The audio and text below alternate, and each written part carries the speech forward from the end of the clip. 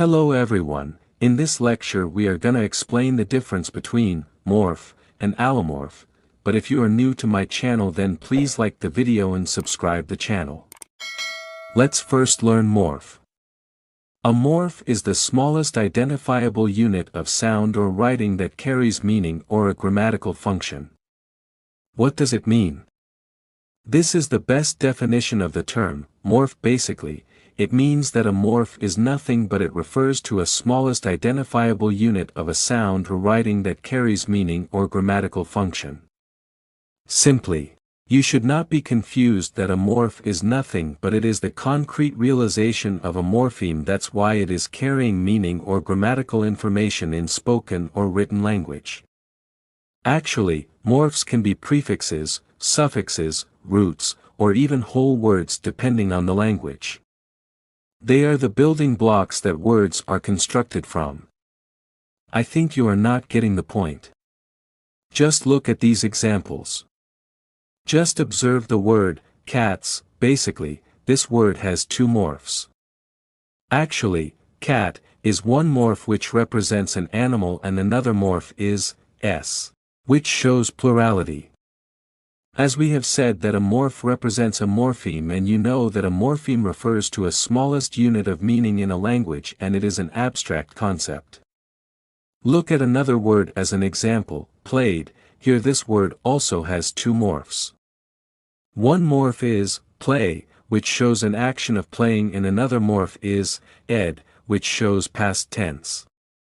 Simply, they are some physical realizations of past tense and the action of playing. As you have understood the morph, let's learn allomorph. It can be defined as: an allomorph is a variant form of a morpheme that appears in different phonological or morphological contexts. What does it mean? Simply, it means that an allomorph is nothing but it refers to the variant of a morpheme. You should not be confused, as we have used some words or part of words for a morpheme and termed them as morphs.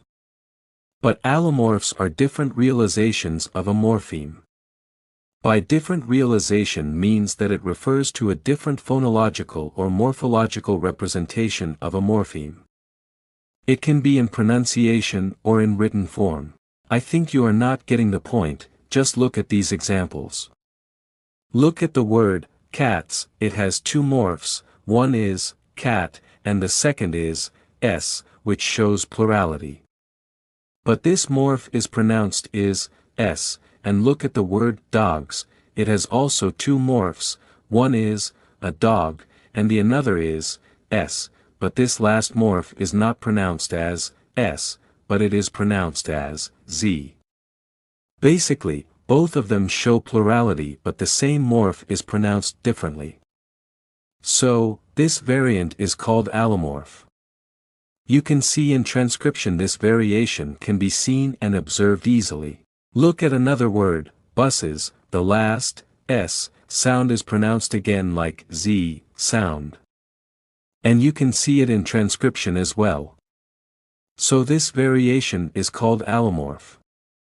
I hope you have enjoyed this lecture, but please don't forget like and subscription to my channel.